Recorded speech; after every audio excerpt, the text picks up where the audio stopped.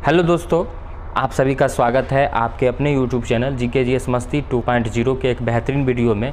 दोस्तों, आज है 22 अगस्त और हम लेकर आए हैं 22 अगस्त 2022 का जो GKGS का क्वेश्चन जो रेलवे ग्रुप डी में पूछा गया है उसका हम एनालिसिस कर रहे हैं, उसको हम बताने वाले हैं आप लोग के बीच। तो चलिए बिना समय गवाए स्टार्ट करते हैं और पहले क्वेश्चन की ओर चलते हैं। पहला क्वेश्चन है, राज्य महाधिवक्ता किसे सलाह देता है? राज्य महाधिवक्ता किसे सलाह देता है? तो कानूनी मामलों पर राज्य सरकार को सलाह देता है। राज्य महाधिवक्ता किसे सलाह देता है? तो कानूनी मामले पर राज्य सरकार को क्या देता है? सलाह देता है। ये आपको याद रखना है, ठीक है। चलिए अगले क्वेश्चन की ओर बढ़ते हैं। राजा राम मोहन राय के बाद आत्मीय सभा को आगे बढ़ाया किसने बढ़ाया? तो देवेंद्र नाथ ठाकुर ने आगे बढ़ाया।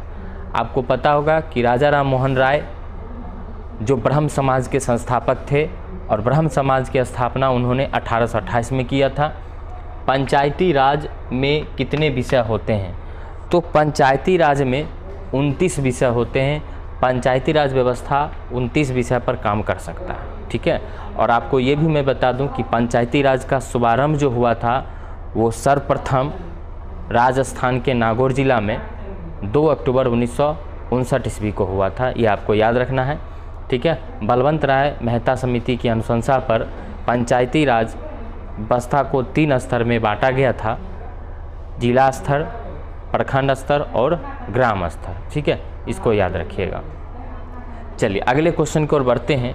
GST की स्थापना कब हुई थी? ये क्वेश्चन तो बराबर लाइव के सेशन से हो चाहे क्लास डिस्कशन में हो, मैंने इस क्वेश्चन को बराबर चर्चा किया है और ये क्वेश्चन आपको पूछा है। GST की स्थापना कब हुई थी?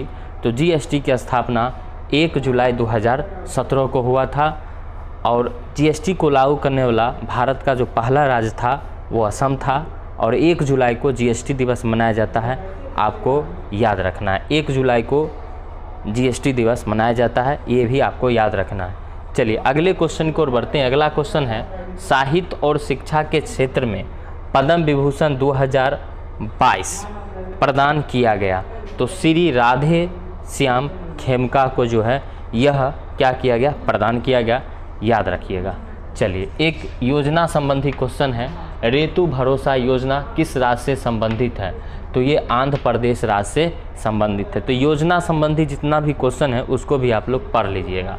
त्रिपिटक का निर्माण किस काल में हुआ था? आप लोग को पता होगा कि त्रिपिटक क्या होता है, किस धर्म से संबंध रखते हैं।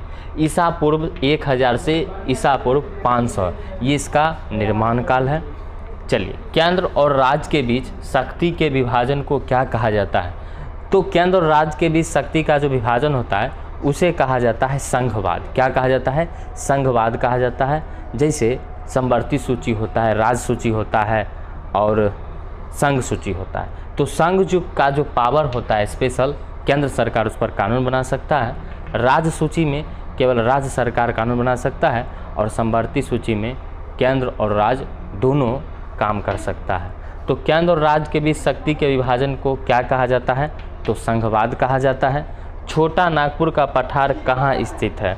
तो छोटा नागपुर का पठार जो स्थित है वो झारखंड में स्थित है। ये ज्योग्राफी से क्वेश्चन पूछा गया है, ठीक है। चलिए एक वित्तीय वर्ष में 100 दिन की गारंटी रोजगार किस योजना से दी जाती है?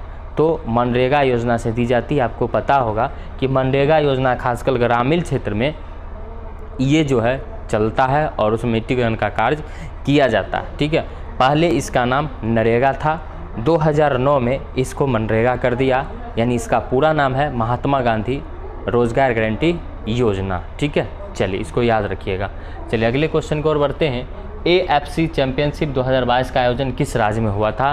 तो AFC चैंपियनशिप 2022 का आयोजन उड़ीसा में हुआ था। कहाँ हुआ था? उड़ीसा में। तो अगर आपको ये एनालिसिस अगर अच्छा लगता है तो आप चैनल को सब्सक्राइब कीजिएगा, ठीक है, और शेयर कर दीजिएगा, दोस्तों के बीच ज़रूर शेयर कीजिएगा। और आप कभी भी अपनी मेहनत विश्वास कीजिए, किस्मत के भरोसे मत छोड़िए।